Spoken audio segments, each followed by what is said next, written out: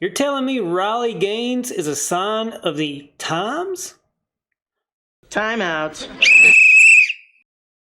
Riley Gaines is one of the best female swimmers in college history.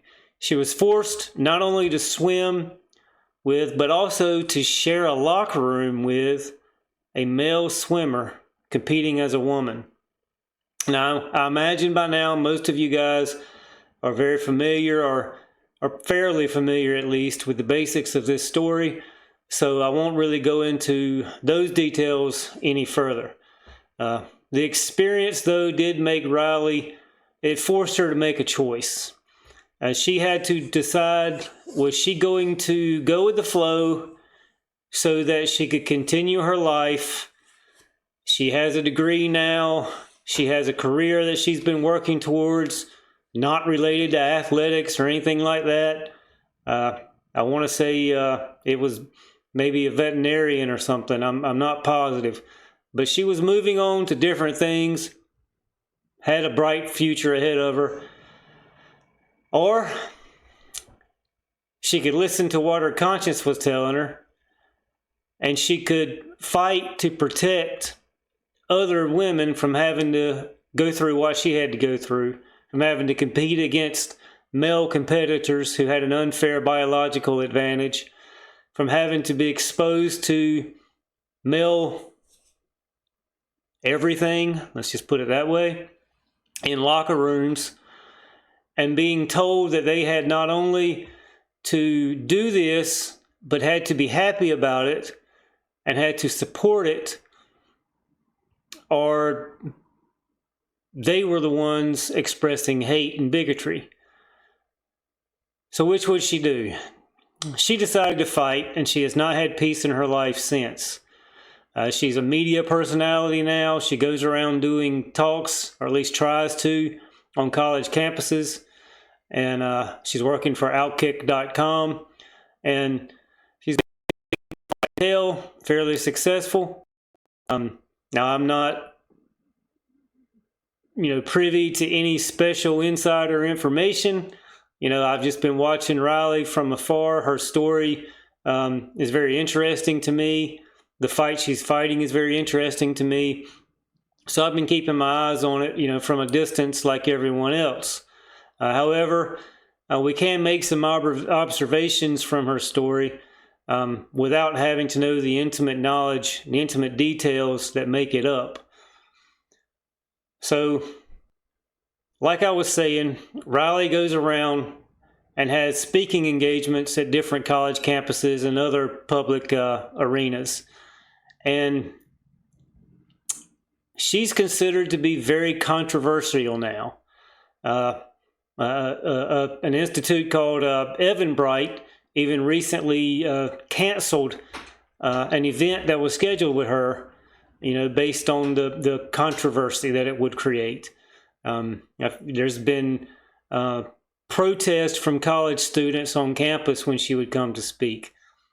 She's been spat on by protesters.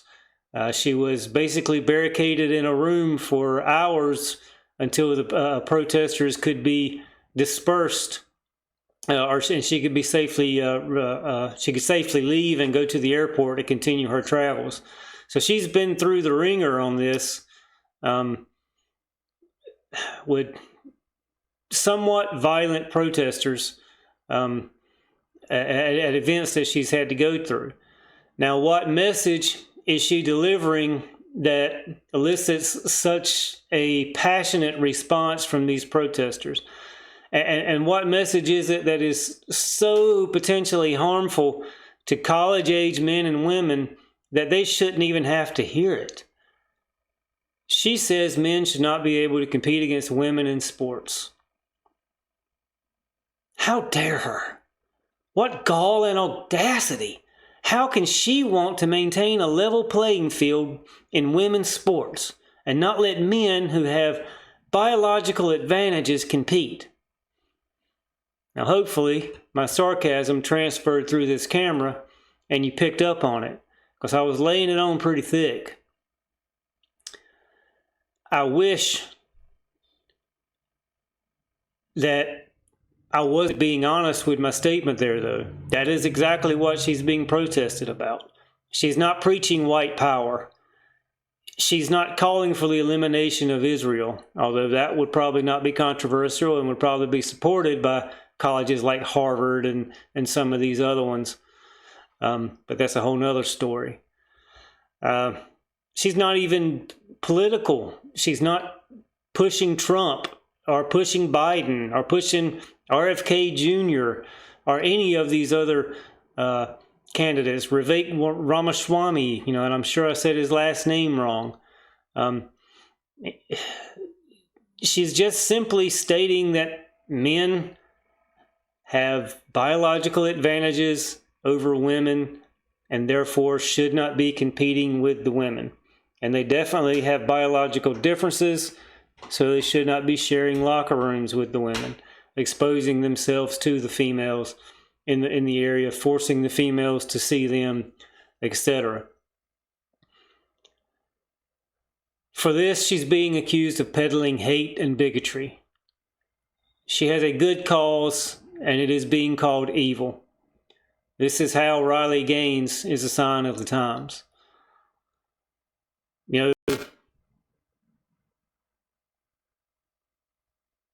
In Isaiah 5:20, the Bible says, "Woe unto them that call evil good, and good evil, that put darkness for light, and light for darkness, that put bitter for sweet, and sweet for bitter." This is the specific verse that inspired this video today.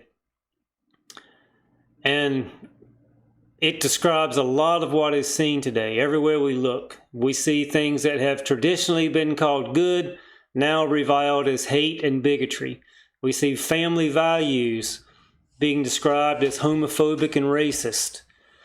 The New Testament goes further in 2 Timothy chapter 3, verses 1 through 7. I do encourage you to go read that on your own and see exactly what I'm talking about there. When you get to verse 7, you'll see how that puts a bow on it pretty nicely when it says that we are constantly learning and never able to come to the knowledge of truth. We have more knowledge, more information now than we've ever had, and we have it in the palm of our hands. These cell phones, these little computers that we carry around with us connect us to the World Wide Web and all the information that comes with it. So knowledge is not a problem. Information is not a problem. However, we seem to be further away from the truth than we've been in history. We're definitely further away than I've ever seen it. We accept that there is no universal truth, meaning each individual person is left to determine their own personal truth. This has opened the door for us as a society and as individuals to exercise our most vile and insidious desires with impunity. How can anything be wrong if there's no truth? And Riley Gaines illustrates the attack on universal truth.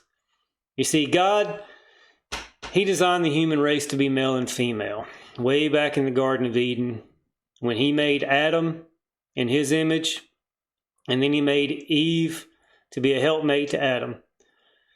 This is a biological fact, and it should not be easily disputed. However, this fact is universal truth, and universal truth cannot be allowed to exist in a society that honors personal truth. Universal truth does not change depend on how you feel about it, what you think about it, or better yet, how it makes you feel.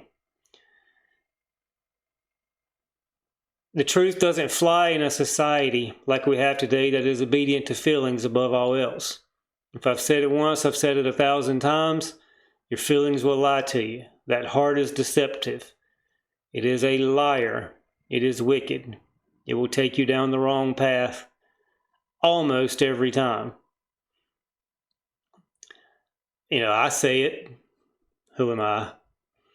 If you don't want to listen to me, okay, I get it. The Bible says it. Maybe you don't like the Bible. You don't want to listen to the Bible. Okay? Well, it's a true enough observation that even Sheryl Crow back in the 90s said it. She had a song entitled If It Makes You Happy. And a reoccurring line in that song was, if it makes you happy, it can't be that bad. She goes on to say, if it makes you happy, then why the heck are you so sad? See, even she knew back in the 90s when she penned that song and sang it, that things that make you happy don't keep you happy. Following your feelings, it has no depth to it, and it will shallow out, and you'll run aground. But I digress a little. So take it from me, take it from the Bible, take it from Sheryl Crow. Don't follow your feelings. Follow what is right, what is true. Now, the attacks on Riley Gaines, they're not really directed at her. They are directed at truth and good. Her good message, which is to protect women's sports and keep it for women, is being called evil. It's being called hate and bigotry. This is an example of what 2 Timothy 3:3 is describing when it's speaking of the last days. The verse says, we will be despisers of those that are good, and Riley Gaines is definitely despised by many. Better yet, I should say Riley Gaines' message is despised by many, which makes Riley Gaines a sign of the times. I hope you enjoyed this. I hope you'll share this with your friends. Hit the like button, hit the subscribe button. God bless you, and we'll talk again next week.